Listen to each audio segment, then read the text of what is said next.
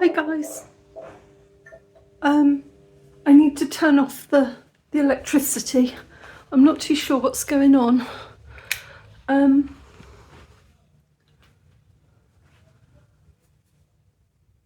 Oh shit.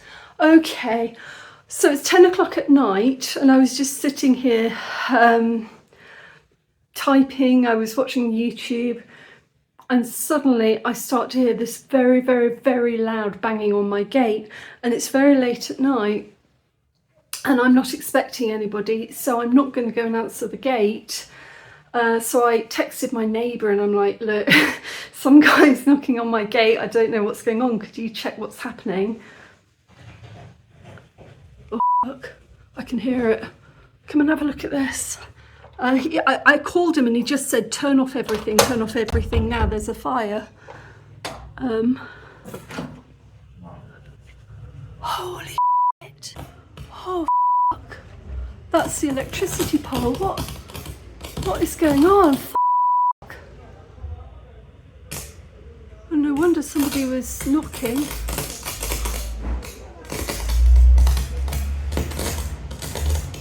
Oh my god. Oh.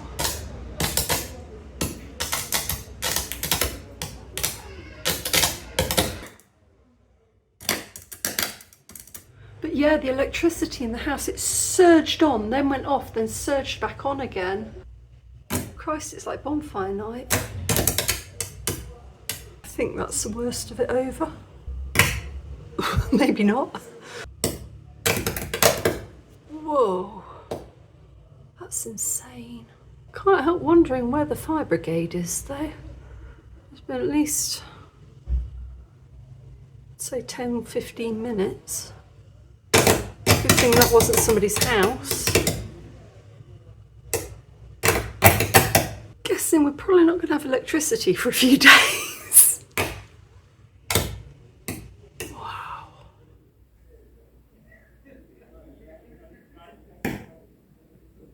So I'm just sitting here watching the cable burn out. It's been about half an hour.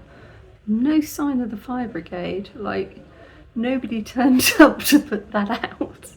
It's still smouldering. There's just a last little spark burning out. There we go. I think it's all gone out now. That was spectacular though. So I do hear a lot of people out there, mostly laughing. I don't blame them. That was crazy. But I have to say, I think staying in place was the right thing in that situation, because even from this distance, that was a heck of a fire, and if I'd gone to answer the gate I would have been standing right next to it. So I think it was better that I didn't go to the gate, but I'm glad that they warned. I'm glad that there was, you know, my neighbours knocked. That was kind of them not to let me burn. So yeah, wow, that's a thing. I've never seen that before. I hope I don't see it again. I've just retreated to my bed because the moment that the lights go off at night, the mosquitoes descend. Usually I find in the evenings, if I'm sitting there with the lights on, they don't bother me. But the moment there's the power cut, it's just like hundreds of them. It's breakfast time for them. So I've come to sit on my bed because I've got quite a nice mosquito net around it and they can't get me. But that was exciting. There was a lot of laughter going on outside. I think that's the only sensible response to that. Yeah, it's wow. I don't know what happened. I think maybe the wiring just got old. I mean, for quite a while there was an electrical wire just hanging down outside my gate. It was getting to the point where I couldn't get my motorbike in because it would have garroted me. So I had to contact the electricity company a couple of times to say, look, could you move this? So maybe it was just bad wiring. It's been really thunder lightning today. Maybe, I don't know, maybe it got hit by lightning, but I don't think so. I think I would have heard that if it had been hit by something. So it's probably just bad wiring. But again, like no sign of a fire brigade at at all. It will be interesting to see how long it takes to fix, because that looks pretty bad. Luckily, my phones, I have a couple of them, and they are fully charged. For some reason today I charged them, and I don't usually until they've run out of battery. But the only thing is that my main phone does run out of battery real quick. So I think tomorrow I might need to just get on my bike and go and find somewhere to charge my phone. Yeah, so excitement. Just one small addendum to this, but because the electricity is blown up, it's taken down my Wi-Fi as well, and I want to tell, my family what's going on. And so in order to do that, I need internet, and in order to get internet, I need to buy an internet package for my phone, and in order to do that, I have to access something that we use called mobile money, which is a way of paying for things using your phone. And I've been trying to do that now for about the past 20 minutes. And all it says is mobile money services are currently unavailable due to network expansion work underway. So if this was a real emergency and the electricity's gone down, the internet's gone down, and I have no credit on my phone, I've got no data on my phone, I have got no way of getting it. And this is a constant problem with mobile money, is the network is just shocking. Thankfully I don't desperately need it, but I'm sitting here now with absolutely no Wi-Fi. That's not a good situation to be in, it really isn't. So anyway, I'm gonna probably go to bed now. Can't think of anything else to do. Morning guys, so definitely no electricity this morning.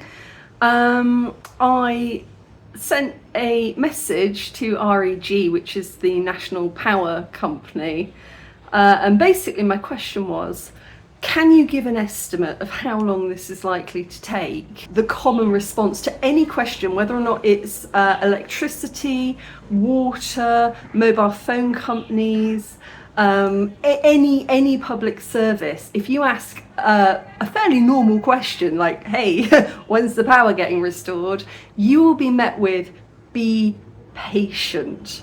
And I don't know who first ever taught people to say this, but unfortunately it has a really bad effect on native English speakers like myself, because be patient is what you tell a child. If a child is asking for a cookie or they want to go out and play and they're being then you tell a child to be patient. You do not tell an adult to be patient, and especially an adult when they're asking a very legitimate question. It's like, I think in their mind they think telling people to be patient is the foolproof way of calming anybody down. It has exactly the opposite effect in English. Speaking from a purely British point of view, it is not the line to use in customer service, and you will find this quite regularly employed. But I'm sitting here looking at the power pylon at the moment. There is nobody working on it right now. And I was kind of like, well, I need an estimate, because I work from home and my devices, my laptop's probably got about a 6-hour battery, if that. One of my phones is already at about 20%, and I need to know, is it going to be a couple of hours? Or is it going to be a day? Or is it going to be a couple of days? Because that helps me to plan, because then I can decide whether or not to stay here and wait for it to be fixed, or whether or not I need to go and find somewhere else to work from. And I'm just really glad that it's the pylon outside that burnt down and not the wiring in anybody's house. It does raise some serious safety questions. And also it's like, we've been without electricity chronically this year. We've just had cut after cut. There's been at least one nationwide power cut. There's been a couple of citywide cuts, and there've been loads and loads of little power cuts in between. It does feel like it's been worse this year than it has for a long time. So being without power is not a new situation in Kigali, but watching the power lines burn down, that was certainly a new one. But then on top of that, when I woke up this morning, no water either. So I have no electricity and no water. It's like the old days. I've had a bucket bath and I'm currently making a cup of tea using an emergency kettle and my emergency water supply.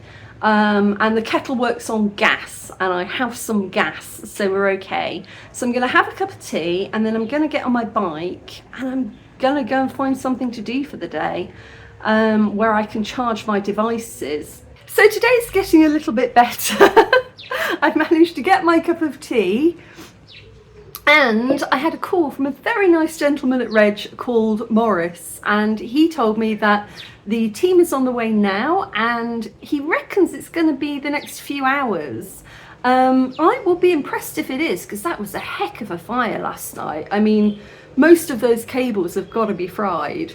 But yeah, I mean, he was a really nice guy and I just appreciate the update. I think this is the thing, is people aren't being unreasonable when they ask, you know, have you got an estimation? And if people can just say, we'll get back to you with an estimation shortly, and then give you some information, some updates, it makes all the difference. You know, it's the sitting there not knowing if it's going to be an hour or a day or 2 days or a month, you know, it's the not knowing that's annoying, because you can't plan around something if you don't know. And it doesn't have to be an exact estimate, you know, but if it's like, well, a few hours, or it'll be done today, like Morris said, it makes a difference, because then you can plan. Because if it's going to be today roughly, even if it's this evening, I'm just going to stay home and, you know, wait for it to come back on. But if it was going to be, you know, it's probably going to be tomorrow afternoon or the day after, then I would probably go out and find somewhere else to work from. So yes, I shall drink my tea and see what happens. Oh no, I've just had a horrible thought. I was doing a video trying different ice lollies and ice cream, and of course the electricity's been out all night. Yep. The ice lollies are absolute water. Sugar. There we go. You got a guy up on a pole.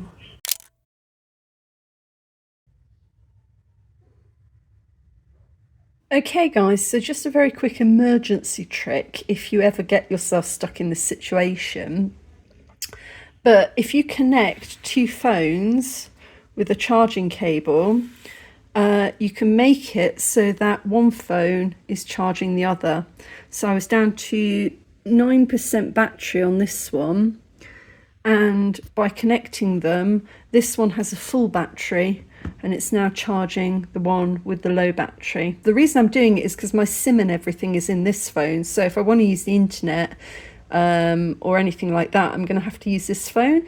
Whereas this phone here is a very, very old phone that's on its last legs, but I use it to play music through my helmet when I'm driving on my motorbike. So this is not an essential phone at the moment, but it is fully charged. So I'm just putting all of its energy into this phone for a bit, try and get a little bit longer out of my more important phone. So essentially you're just using the fully charged phone as a power bank. So this one's on 80%.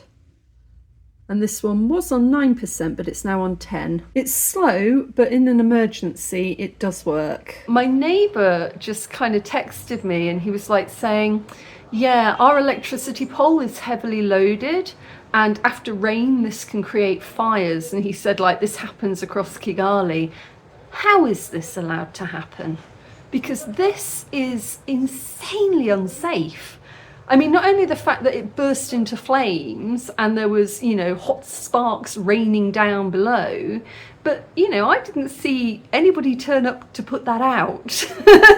You know, I don't know. And also, like I say, I really appreciate that the local community guards came round to knock on the gates. But in order to knock on my gate, they were standing directly underneath that. All that would have taken is for one live wire to break free and fall, and you know, that could kill somebody.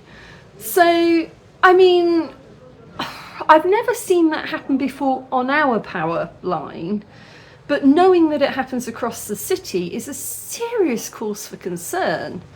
I wasn't even aware that that could happen. And now, like, looking at all of the little electric wires that are kind of dangling across the street, I was like, that's scary stuff. On the other hand, the cats really don't care. Honestly, it's a cat's life. You ever seen anything more contented? So now we've just got some crows working on it. Hi guys, it's about 2:20 in the afternoon and I just heard my fridge go zzz, and that's usually a sign that the power's come back on. So let's try the light and see what happens. All right guys, let's give it a go.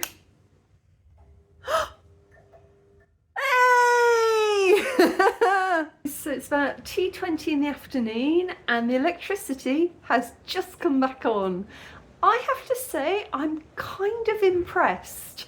I wasn't feeling very hopeful this morning, you know, because it blew up at about 10 o'clock last night, and this morning I woke up, I couldn't see anybody working on it, so I was thinking, oh, you know, and also that was a heck of a fire, so I was thinking we've got no electricity for a few days.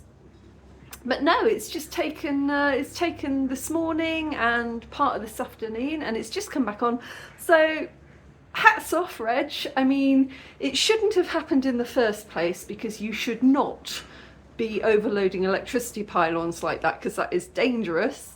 But considering the fact that the entire thing went up in flames last night, I am impressed. I'm impressed that the whole thing's working again by this afternoon. So hopefully that's not about to happen again. I didn't realise it was such a thing across the city, because I've never seen that before, to be fair. In many, many years of living here, I've never seen that before, but, you know, people say it does happen. Now madly charging everything just in case it goes off again. All right, guys, I think the ice cream's had it, but I'm going to make a last-ditch attempt to save the ice lollies. So let's see if I can put them into these silicone ice lolly holders that I have and pop them back in the fridge. So this one is blackcurrant.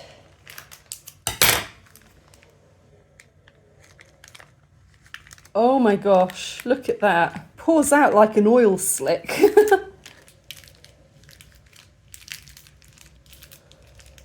Also, it's starting to refreeze already. That's quite cool.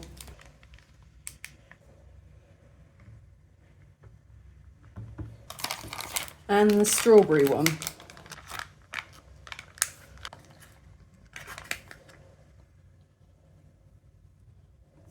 And then those other two on the end, I have a lemon, mint and cucumber juice that I got when I had an upset stomach.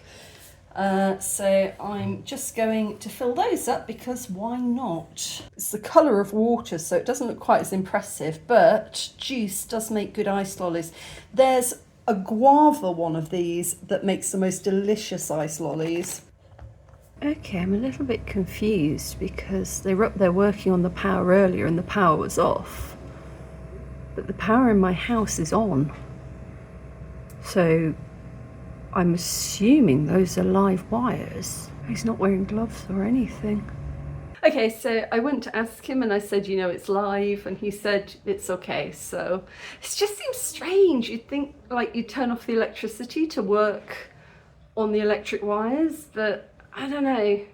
That's just me. I don't know anything about fixing electricity, so maybe it's just me being a little bit overcautious, but when I see somebody up there with no gloves on working next to a live wire, makes me a little bit nervous. All right, so end of an eventful day. It's 7 o'clock in the evening now.